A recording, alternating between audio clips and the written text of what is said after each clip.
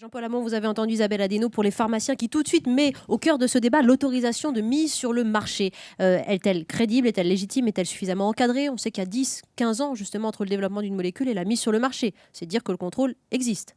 Oui, non, mais le contrôle existe, l'autorisation de mise sur le marché existe, mais il y a une distinction qui est à faire et qui est assez dure à faire pour les auditeurs. Il y a le service médical rendu, Oui. qui est incontestable, ce sont des anticoagulants, et puis il y a l'amélioration du service médical rendu qui, là, conditionne le prix du médicament. Or, l'amélioration du service médical rendu pour le Pradaxa, il est de 5, c'est le plus faible. Donc comment se fait-il qu'on ait fixé un prix aussi élevé à un médicament qui n'améliore pas le service médical rendu? C'est là le problème. Isabelle Adeno.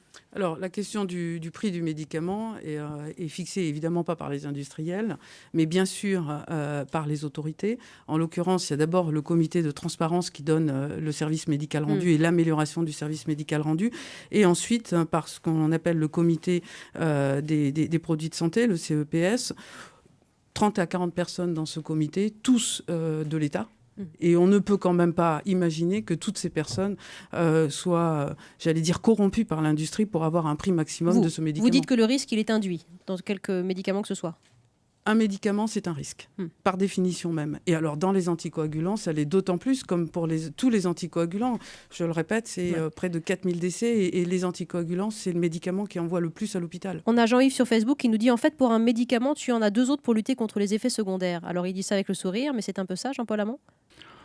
Écoutez, la médecine est un art. risque. La médecine est un art et c'est pas pour rien. C'est vrai qu'on doit faire sans arrêt la part entre le risque qu'on fait courir aux patients et le choix de ne pas le soigner.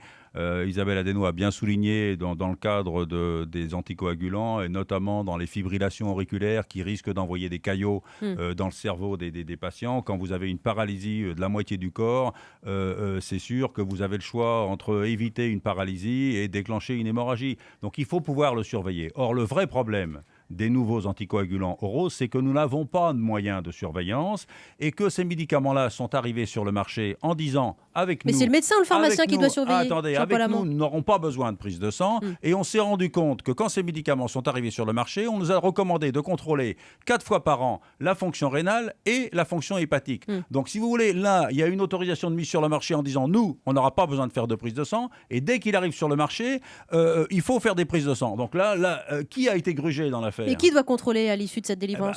Normalement, si vous voulez, il y a plusieurs choses. J'ai parlé des pharmaciens d'officine, mais il devrait y avoir la vigilance du médicament devrait être particulièrement simple à faire. Or, quand on a une déclaration de pharmacovigilance à faire, bonjour la paperasse. Et donc là, il y a un vrai frein aux déclarations des effets secondaires.